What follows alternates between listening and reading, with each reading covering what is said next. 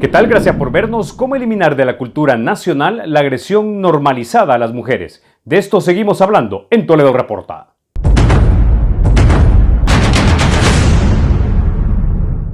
Sería iluso e injusto elogiar o culpar a la administración del presidente Bukele por reducción de feminicidios o por la prevalente cultura de acoso y agresión a las mujeres.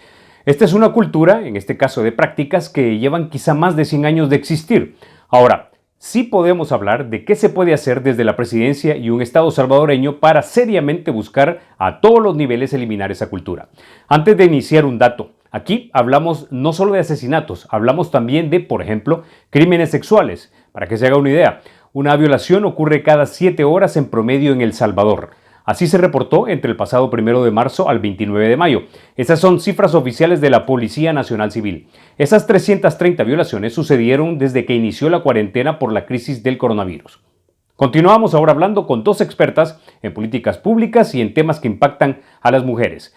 Ahora, estoy viendo entonces en este momento como tres grandes categorías para ocuparnos de este tema de las agresiones de género. Por un lado está la gran categoría de la prevención, donde hablaríamos de educación o reeducación en el caso ya de los mayores. El caso de atención, cómo le haces frente ya al problema, porque el problema va a existir en ese periodo de transición en el que todavía existe y cuando se elimine. Y luego tenés la gran categoría, digamos, del castigo, que es decir, qué hacer con los que ya agredieron. Eh, Abordemos y agotemos la parte de la prevención, porque yo creo que eso es algo, es muy importante y es cierto, el Estado juega un rol muy importante. En la parte de la reeducación, por ejemplo, estamos hablando entonces a nivel de políticas públicas que deberíamos crear una nueva currícula educativa que aplique tanto para los colegios públicos como los privados, en los que se cree, digamos, una cultura o que sea obligatoria, una cultura transversal de resolución pacífica de conflictos y también de coexistencia pacífica entre los dos géneros y que esto... Eso por, eso por una parte, Carlos, pero también es importante manejar desde la currícula educativa el tema de las masculinidades, porque uno de los principales problemas que desde el movimiento de mujeres se señala es que el machismo no tiene una ideología. Generalmente cuando uno denuncia el tema de la violencia hacia las mujeres en política, se escudan, no, es que como es de tal partido, por eso es así. Ah, no, como es de tal partido, por eso no es cierto. El machismo está enclavado en los diferentes partidos políticos, oprime y aparta a las mujeres. Nada menos ahora en la mañana salía la denuncia de la niña Genovés, que no le habían dejado inscribirse en las primarias del FMLN. Y se supone que los hombres de izquierda en teoría tienen una mejor formación. No, al final se trata que el machismo no tiene ideología y hay que trabajar las masculinidades, porque el problema es que aquí tenés un estilo de masculinidad. El hombre tiene que ser fuerte, no tiene que llorar, tiene que ser proveedor, tiene que ser agresivo, tiene que ser territorial, es posesivo, y un montón de cosas que son culturales. Es eso lo que se tiene que ir erradicando. Y eso es solo a través de la educación o la reeducación. Hay varios programas donde se trabaja el tema de la masculinidad, porque aquí, en realidad, el machismo hace hombres débiles. Aquí un hombre no puede mostrar un mínimo de debilidad porque ya no es hombre. Entonces, eso es lo que hay que trabajar, el tema de las masculinidades desde los años más pequeños, ¿no? Desde el momento en que empezás a socializar, no incentivar las agresiones, aprender a resolver los conflictos, no solo entre ambos géneros, sino que también entre los propios géneros. Si aquí tenés de por sí una cultura agresiva y violenta y esto lo ves, vamos, aquí te matan por un parqueo. Aquí hay bastantes casos donde el vecino sale y le mete un balazo al otro vecino porque le ocupó el parqueo. Esas son las cosas que tenemos que cambiar y eso es parte del machismo. Ahora, Leonor, comparte usted eso porque aquí estamos dentro de esa gran categoría de la prevención, la educación básicamente de los niños y de los jóvenes, una educación que dura 12 años, algunos dirían hasta la universidad, por lo menos estamos hablando de 17 años, en los que debería impulsarse transversalmente, es decir, no solamente como asignaturas específicas, sino como una manera de vivir dentro del centro educativo de manera pacífica, coexistir entre géneros y, muy importante, cambiar esa idea muy arraigada en nuestra cultura de que ser hombre o ser masculino implica todo lo que ha descrito Bessie. Definitivamente, o sea, y quiero recalcar el tema, o sea, el machismo es un fenómeno opresor no solo de la mujer. La mujer es probablemente la que sufre los embates más evidentes, ¿no? Que pueden ser físico, violencia física, discriminación, y son la víctima principal, pero es también un elemento opresor del hombre también, del niño. Entonces, es en la conveniencia de todos que nuestro sistema educativo piense en la formación de un ciudadano integral, feliz, creativo, que se valga de la competencia sana y que no, por ejemplo, exacto, como dice Bessie, que no se sienta amenazado por una compañera femenina que sea sumamente competitiva, que le ponga la barra alta. O sea, en general, el sistema educativo, si tiene un enfoque de género, si busca esta igualdad, no solo va a beneficiar a las mujeres, sino que va a propiciar un ambiente más sano de desarrollo de todos nuestros niños. Y creo que en ese sentido es importante. Muchas veces creemos y creo que esa es la resistencia a incorporar estos elementos de género, que eso implica que se va a poner en desventaja al niño, que es que enseñarle al niño a perder o a agachar la cabeza. De nuevo, ese es un razonamiento muy machista, cuando en realidad lo que estás propiciando es un sistema educativo que permite el máximo desarrollo de todos tus ciudadanos, sin importar precisamente el sexo o el género con el que nacieron. Sí, porque de esta manera logras cultivar una sociedad en la cual los puestos se determinan como cargos donde hay una currícula que no debe de tener sexo. Por ejemplo, en El Salvador jamás hemos tenido una mujer fiscal. Por ejemplo, nunca hemos tenido una mujer presidenta. En lo que va de la historia democrática hemos tenido solo 3 presidentas de la Asamblea Legislativa, doña Gloria Salguero Gross, la señora del PCN, que no recuerdo el nombre, y Lorena Peña. La doctora Julia Castillo, si mal no recuerdo. Julia Castillo, correcto, del PCN. Luego no hemos tenido, y ojo, ellas todas han estado solo un periodo. Y tenemos casos de, por ejemplo, el señor de historia temprana, ¿no? Ciro Cruz Pérez estuvo cualquier cantidad de años ahí. El señor Sigfrido Reyes, 2 periodos. Me explico,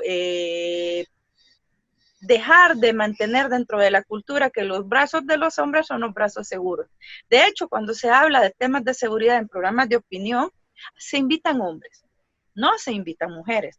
Hace poco han empezado a incursionar las mujeres, por ejemplo, en temas económicos, se invitan más mujeres en temas económicos. Yo abrazo, ¿no?, la nueva iniciativa de que se estén incluyendo mujeres en más temas, sobre todo en los temas políticos o de derechos humanos, porque hora de manera histórica las mujeres solo éramos invitadas el 8 de marzo, el 10 de mayo, bien para roles, y hoy tenemos bastantes voces de mujeres y mujeres jóvenes que opinan desde sus capacidades, desde su metro cuadrado, desde su conocimiento técnico sobre la realidad del país. Y eso es importante, porque de esa manera se naturaliza, los niños y las niñas ven en la televisión una profesional que está dando una opinión y se ve natural que esto pase. Ya dejamos de ver solo pantalones, ¿no? O aquella imagen que subían hace un par de meses, ¿no? Hablemos de la lactancia materna en México y solo eran hombres. Ahora, esto es un proceso, ¿no, Leonor? Es decir, es un cambio al que queremos llegar, un estado al que queremos llegar, pero que va formado por pequeños cambios a lo largo del tiempo. Y eso implica que el rol, por ejemplo, de un órgano como el Ejecutivo y en este caso el Legislativo, es de apoyar políticas públicas que obviamente tienen que tomar cuerpo en muchas ocasiones en proyectos de ley y luego leyes, o no debe ser así, o sea, porque, por ejemplo, para educar a los niños, que son los que hay que ser educados, ya grandes hay que reeducarnos básicamente, tenés que formar a los maestros que van a educar de una manera diferente a los niños. O sea, a ver, claro, creo que hay distintas formas de política pública de cómo responder y cómo abonar, y por eso es que los tres órganos de Estado tienen incidencia real y significativa en este tema, por lo cual realmente el paso natural es que haya voluntad política. Hay temas que son de ley, por ejemplo, hay todavía correcciones de desigualdades históricas que tenemos en la ley, por ejemplo, la regulación sobre la violación y la agresión sexual, o sea, eso claramente tiene fallas que incluso le juegan en contra a un hombre, porque bajo ciertos, o sea, todavía hay prejuicios en normas. Entonces, por ejemplo, algunas de las opciones que puede tomar la Asamblea Legislativa es corregir todavía desigualdades que existan en la ley. Otra herramienta que siempre es muy cuestionada, pero que a mí me gustaría como abordar, es el tema de las cuotas de género. Porque la gente dice, no, esas cuotas son en contra de la meritocracia, y en realidad todavía el año pasado, todavía en la actualidad, las mejores universidades, los mejores centros de pensamiento de política pública todavía impulsan las cuotas de género como una opción válida. ¿Por qué? No es que se trata de que yo voy a meter a cualquier mujer a expensas de un hombre capaz, es que existe una desventaja natural para entrar a ciertos espacios.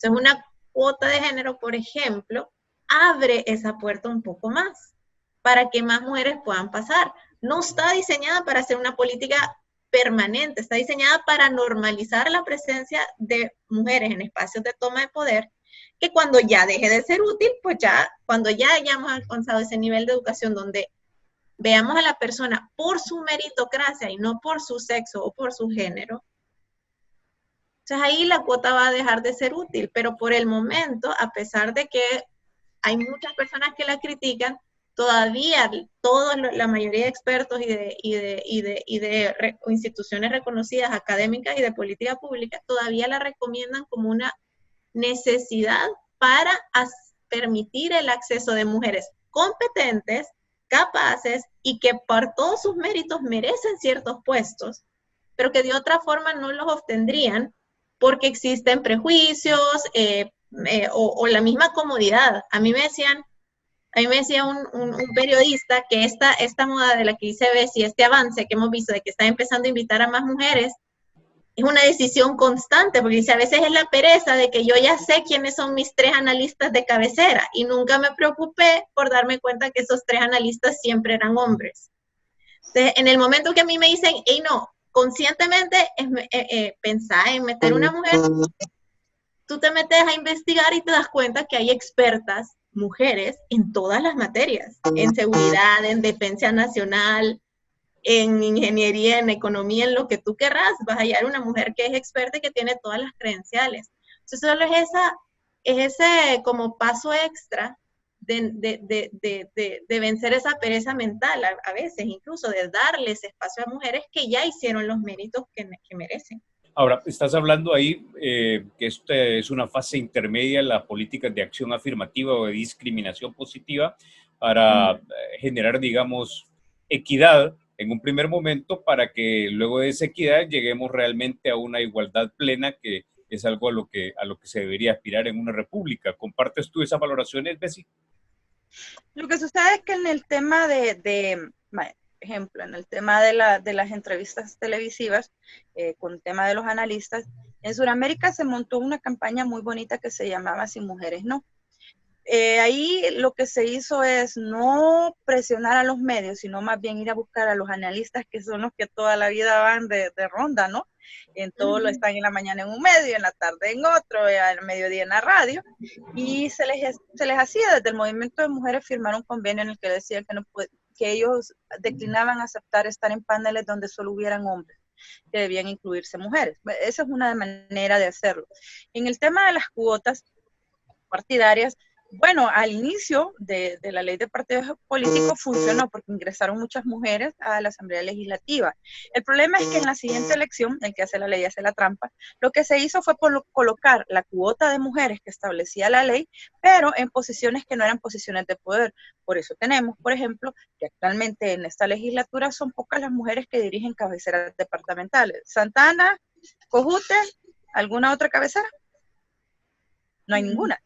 Entonces es eso, ¿no? De que las mujeres se logra cumplir la cuota, se logran saltar la ley, cumplen la cuota, pero no las ponen en posiciones reales de poder.